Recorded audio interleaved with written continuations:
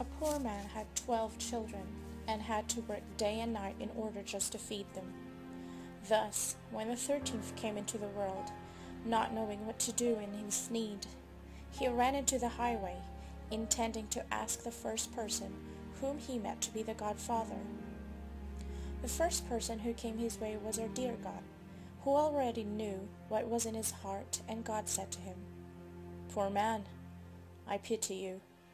I will hold your child at his baptism, and care for him, and make him happy on earth." The man said, "Who are you?" "I am God." "Then I do not wish to have you for a godfather," said the man. "You give to the rich and let the poor starve." Thus spoke the man, for he did not know how wisely God divides out wealth and poverty. Then he turned away from the Lord, and went on his way. Then the devil came to him and said, "What are you looking for? If you will take me as your child's godfather, I will give him an abundance of gold and all the joys of the world as well." The man asked, "Who are you?" "I am the devil." "Then I do not wish to have you for a godfather," said the man. "You deceive mankind and lead them astray." He went on his way, and then Death on his withered legs came walking toward him and said, "Take me as your child's godfather." The man asked, "Who are you?" "I am Death, who makes everyone equal." Then the man said, "You are the right one. You take away the rich as well as the poor without distinction. You shall be my child's godfather." Death answered, "I will make your child rich and famous, for he is who has me, for a friend cannot fail." The man said, "Next Sunday is the baptism. Be there on time." Death appeared as he had promised, and served as godfather in an orderly manner. After the boy came of age, his godfather appeared to him one day, and asked him to go with him. He took him out into the woods and showed him an herb that grew there, saying, "Now you shall receive your godfather's present. I will turn you into a famous physician. Whenever you are called to a sick person, I will appear to you. If I stand at the sick person's head, you may say with confidence that you can make him well again. Then give him some of this herb, and he will recover. But if I stand at the sick person's feet, he is mine, and you must say that he is beyond help, and that no physician in the world could save him. But beware of using this herb against my will, or something very bad will happen to you." It was not long before the young man had become the most famous physician in the whole world. People said of him, "He only needs to look at the sick in order to immediately know their condition, whether they will regain their health or are doomed to die." The people came to him from far and wide, taking him to their sick, and giving him so much money that soon he became a wealthy man. Now it came to pass that the king became ill. The physician was summoned and was told to say if a recovery were possible. However, when he approached the bed, Death was standing at the sick man's feet, and so no herb on earth would be able to help him.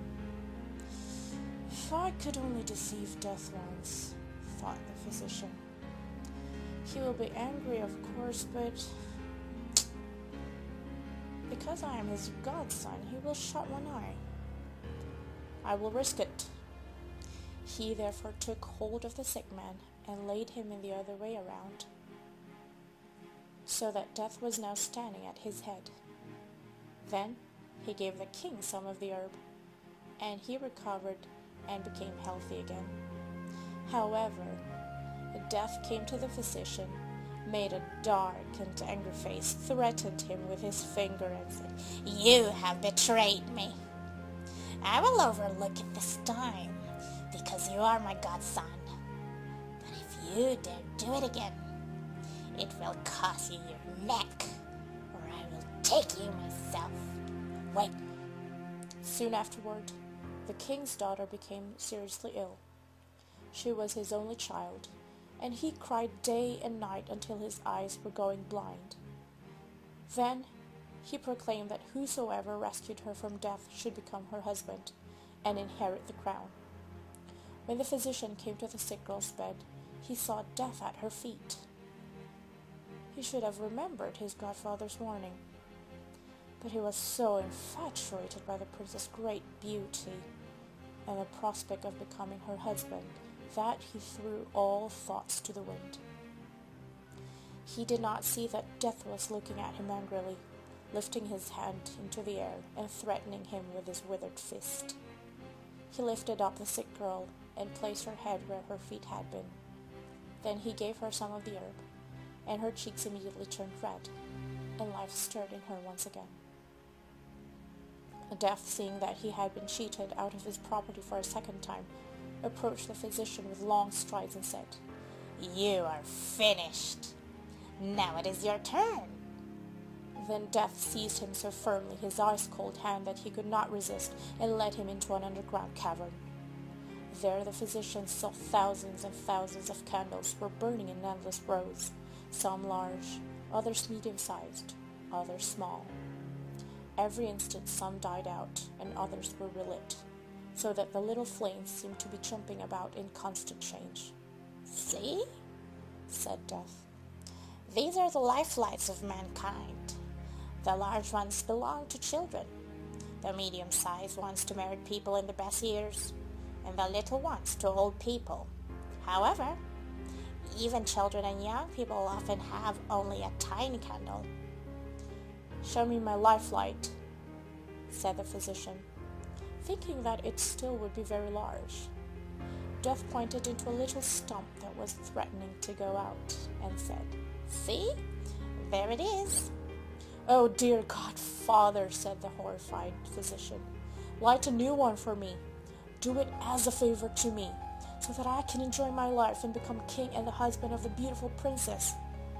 "I cannot," answered Death. "One must go out before a new one is lighted." "Then set the old one into a new one that will go on burning after the old one is finished," begged the physician. Death pretended that he was going to fulfill his wish, and took hold of a large new candle, but desiring revenge, he purposefully made a mistake in relighting it, and the little piece fell down and went out. The physician immediately fell to the ground, he too now in the hands of death.